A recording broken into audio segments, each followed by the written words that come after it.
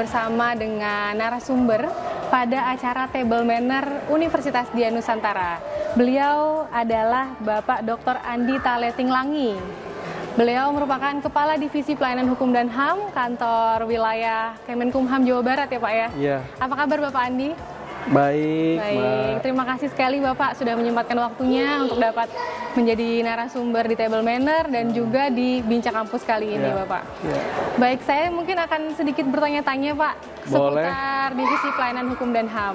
Jadi mungkin banyak di antara teman-teman milenial, kawan Undira, khususnya rekan-rekan saya juga ya Pak ya, yang belum terlalu paham terkait dengan Divisi Pelayanan Hukum dan HAM. Apa saja sih Pak tugas dan fungsinya, mungkin dapat dijelaskan Bapak? Iya, bicara Divisi Pelayanan Hukum dan HAM ini kan salah satu garis vertikal dari Kementerian Hukum dan Hak Asasi Manusia.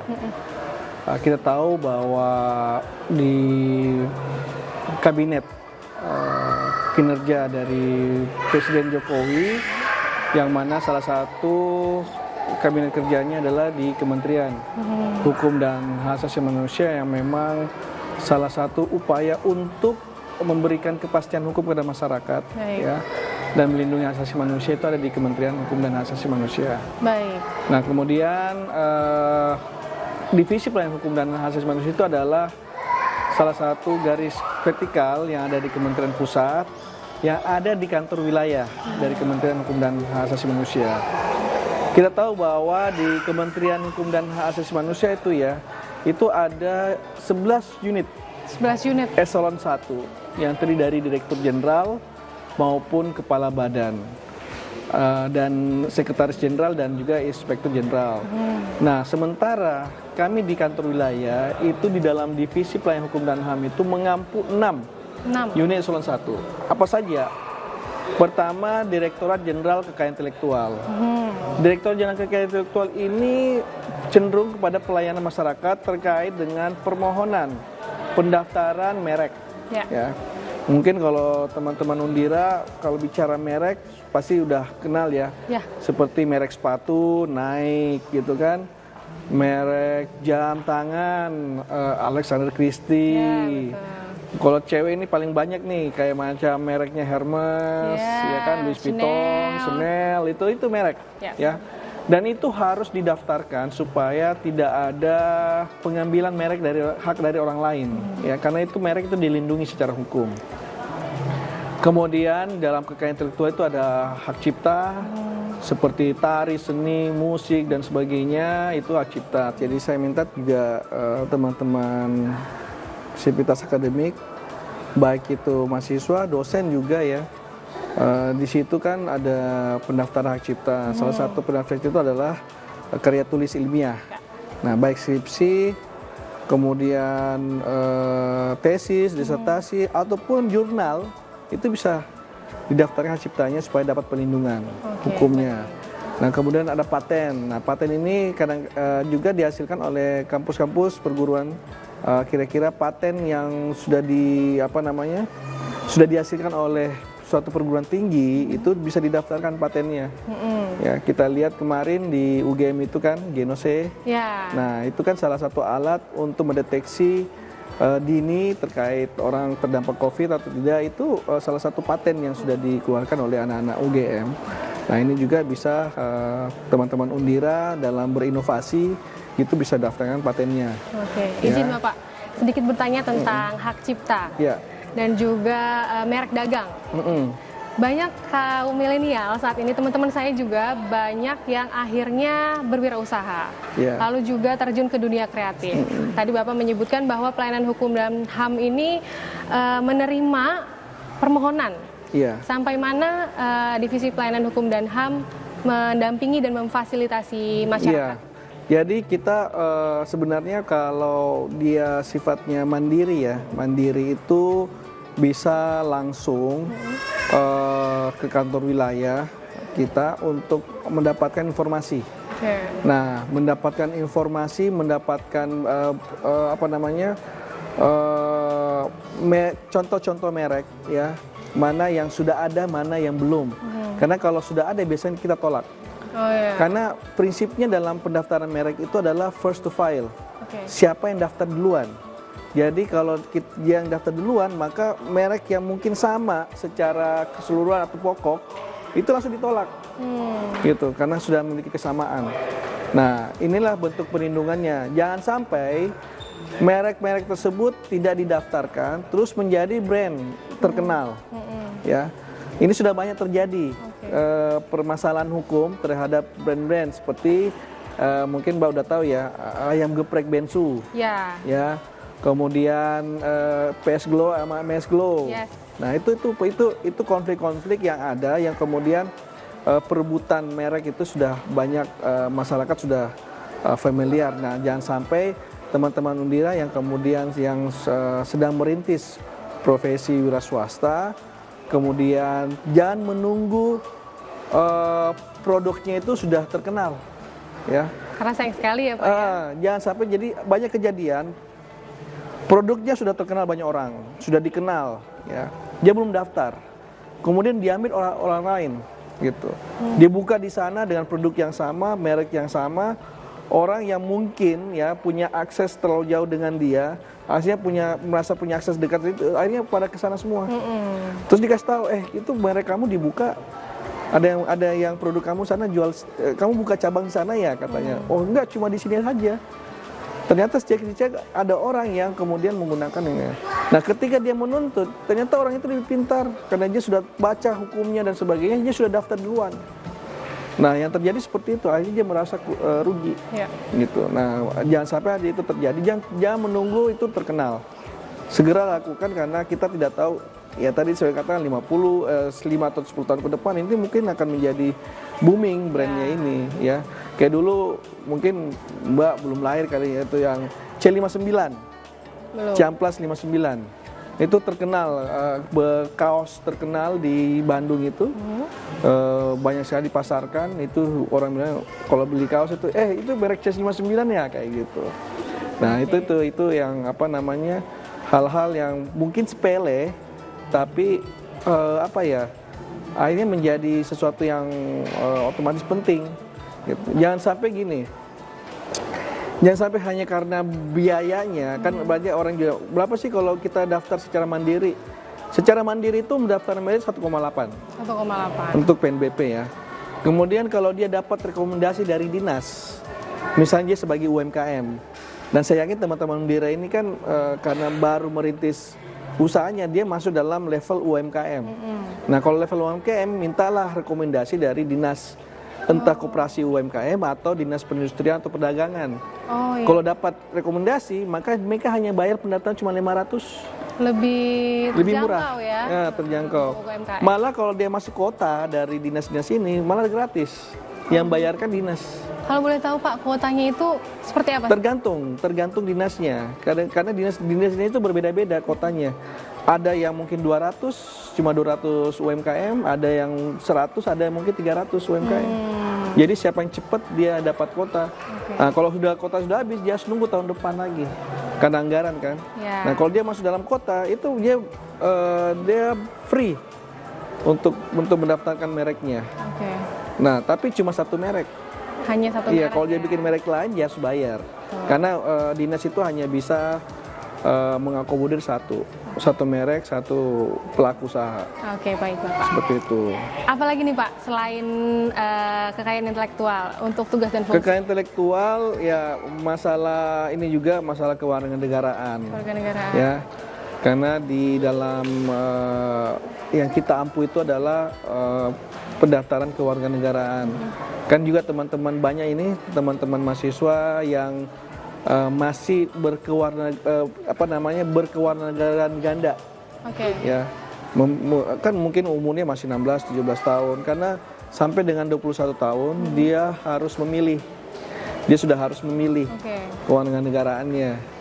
Gitu. Jadi diberikan kesempatan berapa tahun setelah dia masuk 17 tahun itu sampai dengan umur 21 dia harus memilih mengikuti keluarga negara orang tuanya, salah satu orang tuanya, atau memilih warga negara Indonesia.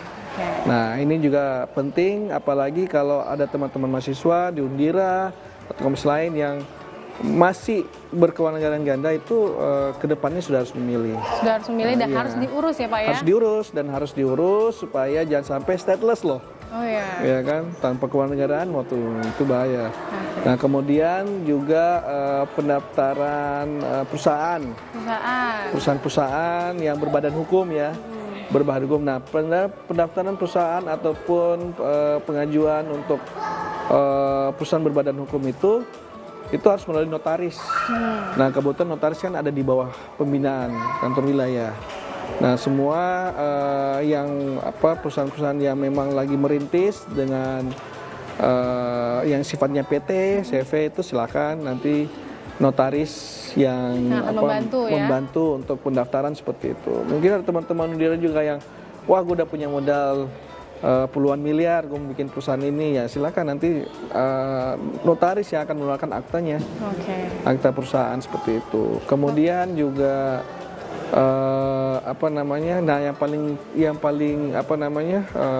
yang isu sensitif itu adalah tentang kajian hak asasi manusia, ya karena kita tahu bahwa isu HAM ini kan sensitif, ya.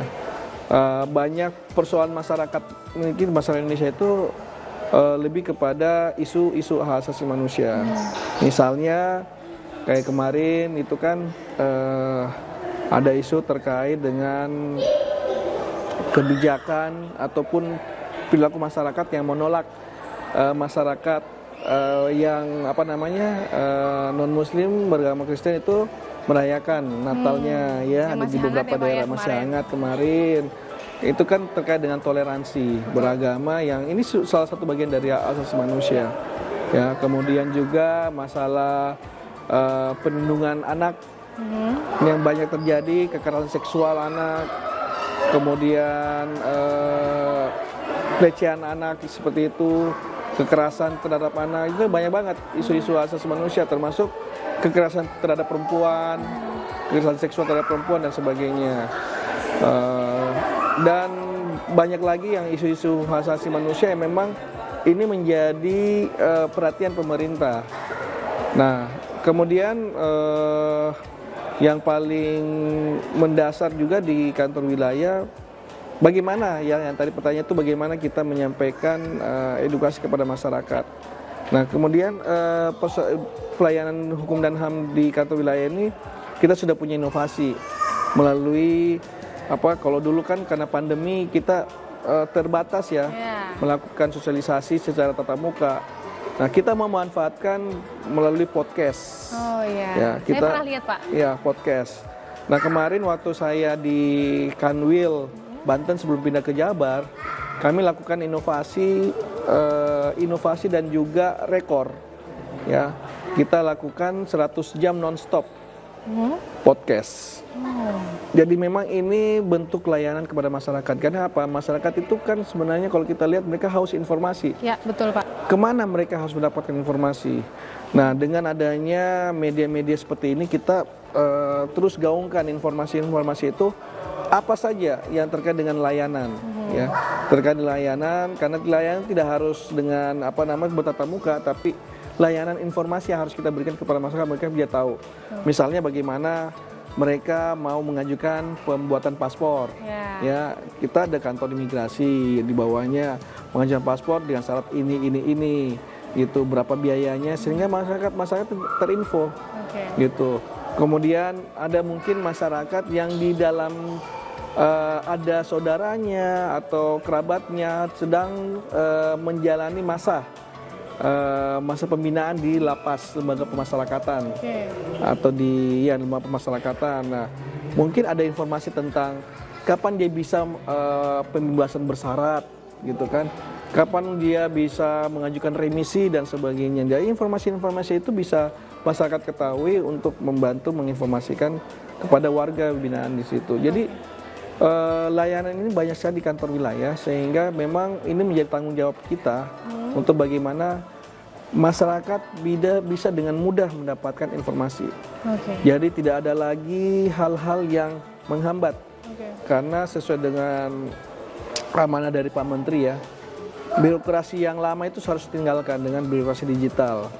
Jadi kalau bisa lebih cepat, kenapa harus lebih lama? Betul gitu. sekali. Nah itu yang mindset kita sudah rubah dalam pelayanan pemerintah sekarang kepada masyarakat. Dan alhamdulillah seperti pelayanan migrasi, keimigrasian, kemudian beberapa pelayanan itu mendapatkan apresiasi langsung kepada dari masyarakat. Imigrasi misalnya itu dalam inovasi mobile paspor itu. Kalau kita lihat testimoni masyarakat tuh sudah bilang, waduh gila ini masa bikin paspor ini mudah banget ya gini. Udah bintang 5 ya Pak ya? Udah bintang 5. Udah kayak Gojek aja 5 gitu kan. Oke Pak, ini saya juga kemarin baca-baca Pak terkait tugas dan fungsi, yang dimana ada juga tugas untuk penyuluhan hukum. Ya. Ya. Saya tertarik dengan penyuluhan hukum ini karena memang ilmu tentang hukum yang ada di Indonesia saat ini masyarakat itu masih minim Pak, ya kan? Nah, seperti apa strategi komunikasinya yang dilakukan dan apakah memungkinkan untuk penyuluh hukum ini masuk ke dunia pendidikan, khususnya perguruan tinggi? Iya, pastinya Mbak. Karena apa? Pertama, kita lagi mendorong paralegal. Paralegal yang memang itu menjadi pembinaan dari lembaga bantuan hukum atau organisasi bantuan hukum. Tapi dari kita mendorong. Jadi mahasiswa fakultas hukum sebenarnya juga tidak harus hukum, tapi mereka setidaknya bisa memberikan suatu upaya informasi hukum kepada masyarakat. Nah, dengan paralegal itu kita harapkan mahasiswa ini bisa berjuang dengan kami untuk memberikan informasi-informasi kepada masyarakat yang khususnya masyarakat yang tidak mampu. Ya. Nah, penyuluh hukum di sini memiliki peran strategis penting untuk mendistribusikan atau menyebarluaskan pemahaman hukum terhadap masyarakat yang tidak tahu sama sekali, yang belum paham sama sekali tentang hukum-hukum apa saja yang berlaku. Ya, jadi kita tahu bahwa isu tentang hukum dan HAM ini kan banyak. Nah, teman-teman penyuluh ini punya peran di situ untuk bagaimana mereka punya tugas menyebarkan. Kalau tidak bisa secara tetap langsung, kita minta untuk membuat konten-konten di media. Ya. Jadi mereka, karena apa? Rata-rata kan masyarakat malas nih baca, ya. Mereka lebih suka lihat kayak nonton, TikTok, Reels atau apa. Nah, kita lakukan sosialisasi di situ, ya. Yang lebih mudah mereka cerna, lebih mudah mereka selalu akses seperti itu dan sebagainya. Nah, kalau mau dibilang kan pengguna Facebook, Instagram, Twitter dan sebagainya itu kan rata-rata masyarakat yang umur di atas 15 tahun. Nah, kita tahu sekarang segmen-segmen itunya kan banyak di situ. Jadi kita memperkaya semua konten-konten di berbagai media sosial secara positif untuk menyebarluaskan tadi itu pemahaman hukum kita. Jadi teman-teman penyuluh yang yang menyusun substansinya, mereka sampai ada drama-drama kecil itu bagaimana implementasi dari suatu peraturan perundang-undangan itu kita tuangkan dalam bentuk drama gitu kan, supaya masyarakat itu paham. Mereka kan suka nonton sinetron nih, masa ibu-ibu lebih ibu-ibu suka nonton sinetron ya. Kita bikin sinetron mini. Gitu. Anak-anak anak-anak bikin remaja-remaja nih, anak SMA atau apa bikin TikTok Reels ya. Kita bikin TikTok Reels. Betul, harus jadi pendekatannya itu ya menyesuaikan dengan generasi sekarang. Jadi mereka bisa dibilang komunikasi massa ya Pak ya? Iya, kayak gitu Mbak. Baik, memang banyak sekali tugas dan fungsi dari Divisi Pelayanan Hukum dan HAM ya Pak ya. Dan sebenarnya kalau mau niat untuk membuka-buka di website, di Google ya, itu banyak sekali ya Pak ya. Asal kita mau aja ya Pak ya. Kalau mau ini bisa ke masing-masing kantor wilayah. Kalau di Jabar gini kan ada namanya, kalau di IG itu ada Kemenkumham Jabar. Nah itu banyak sekali informasi tentang layanan hukum dan HAM di situ. Tentang aktivitas kerjaan juga ada, informasi-informasi layanan hukum dan HAM juga ada. Jadi bisa dilihat di situ. Intinya jangan malu bertanya harus tahu mencari menggali informasi yang akan menjadi ilmu pengetahuan untuk kita. Betul. Baik. Kawan Undira, jadi Bapak Dr. Andi ini memiliki banyak sekali gelar, ya Pak ya. Dr. Andi Teleting Langi, SIP SHMSI MPhil, betul ya Pak ya? Iya. Oke, jadi menurut Bapak Dr. Andi ini adalah belajar itu untuk mengembangkan pola pikir ya Pak ya? Betul. Sampai kapanpun, belajar itu sampai kita mati. Mati ya Pak ya? Oke, Bapak boleh nggak Pak dikasih tips and triknya untuk mahasiswa Undira yang saat ini sedang menempuh program sarjana untuk terus semangat menyelesaikan program sarjana dan terus melanjutkan pendidikannya, gitu Pak. Jadi yang namanya belajar itu tidak pernah stuck, ya, karena informasi keilmuan itu selalu ada aja. Kita tidak bisa membawa diri kita untuk berkomunikasi dengan orang kalau kita tidak nyambung. Ya, betul. Ya. Misalnya kenapa gelar saya banyak di belakang itu juga sebenarnya ada sifat insidentilnya, tapi panjang juga saya cerita. Tapi intinya adalah ketika saya misalnya SIP, saya jalan ilmu politik kan, ketika saya bertemu dengan teman-teman mungkin yang yang sedang berkiprah di lembaga politik seperti itu, kita bisa bicara tentang bagaimana kepemimpinan nasional dan sebagainya, itu bisa kita bawa komunikasinya ke sana. Ketika kemudian kita bicara hak asasi manusia, kita bisa bicara di tataran level itu, isu itu. Kita bicara masalah ekonomi, ya, karena tadi disertasi saya di masalah manajemen. Ya, kita bisa bicara di masalah manajemen. Kemudian kita bisa bicara hukum, kita bisa bicara. Jadi semua ilmu kita ada di tataran itu dan kita bisa masuk ke dalam semua lini. Oke. Tidak dalam arti bukan dalam arti kita mau menjadi orang yang serba tahu. Tapi sebenarnya dengan kita masuk ke dalam semua lini, kita malah bisa lebih tahu. Betul. Dengan informasi seperti itu. Karena kalau kita ada gap gitu, ada batasan, kita nggak bisa dapat informasi-informasi. Kenapa? Nggak nyambung gitu. Nah, teman-teman pun seperti itu. Artinya apa? Kita tidak bisa hidup dalam satu keilmuan, ya. Kalau menurut saya, ya, kita boleh fokus satu ilmu, tapi jangan mengambilkan juga informasi ataupun keilmuan yang lain, karena itu juga penting, ya. Misalnya leadership. Ya, leadership itu udah ada di dalam hukum, di dalam sastra dan sebagainya. Leadership itu ada dalam teori manajemen leadership management dan sebagainya. Nah, itu juga harus bisa dipelajari. Karena apa? Kapan Anda menjadi pimpinan, Anda harus tahu karakter dari sumber daya manusia yang Anda pimpin.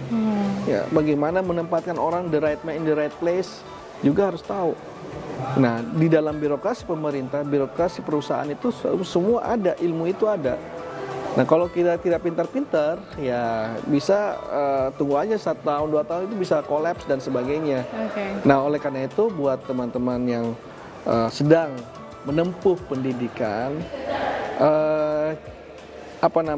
kalau saya katakan jangan hanya seperti kayak katak dalam satu kotak, ya, melompatnya. Jadi berusaha untuk bisa melompat lebih jauh lagi, ya, dengan box yang lebih besar. Artinya pemikiran kita jangan hanya di situ aja, ya. Kita harus bisa dengan dimensi-dimensi yang lain yang lebih menantang, gitu. Misalnya, besok saya mau ambil skill atau kompetensi terkait dengan IT, karena sekarang IT lagi booming ini. Betul. Kan. Nah, ada nggak kesempatan itu? Ada. Bisa nggak saya? Harus bisa, gitu. Harus bisa. Dulu orang mengetik dengan manual, gitu kan. Sekarang ada laptop dan sebagainya. Kemarin saya ingat ada pejabat yang tadinya nggak bisa komputer, disuruh tes, hanya bisa, dia bilang saya bisa mengetik biasa, gagal dia. Tapi dia punya motivasi, dia belajar bagaimana menggunakan laptop, komputer dan sebagainya. Akhirnya dia bisa beradaptasi. Nah, orang yang bisa beradaptasi lah itu kemudian bisa memenangkan, yang bisa bertahan yang sampai bisa bertahan. Akhir ya Pak ya. Saya setuju dengan apa yang Bapak sampaikan, karena ketika kita berbicara dengan orang dalam komunikasi Pak, kalau ada satu kesamaan di antara keduanya, itu pasti akan berkelanjutan. Nah, itulah fungsinya ya Pak ya. Oke. Baik Bapak, terima kasih banyak Bapak Dr. Andi yang telah menyampaikan insight positif kepada kawan Undira. Semoga dapat bermanfaat. Semoga Bapak sukses selalu, sehat selalu. Salam untuk keluarga ya Bapak. Terima kasih. Nah, berikut adalah bincang-bincang kami dengan Bapak Dr. Andi yang sangat hebat ini. Semoga nanti teman-teman bisa menjadi seperti Bapak Andi yang hebat. Amin. Baik, terima kasih banyak Bapak. Terima kasih Mbak.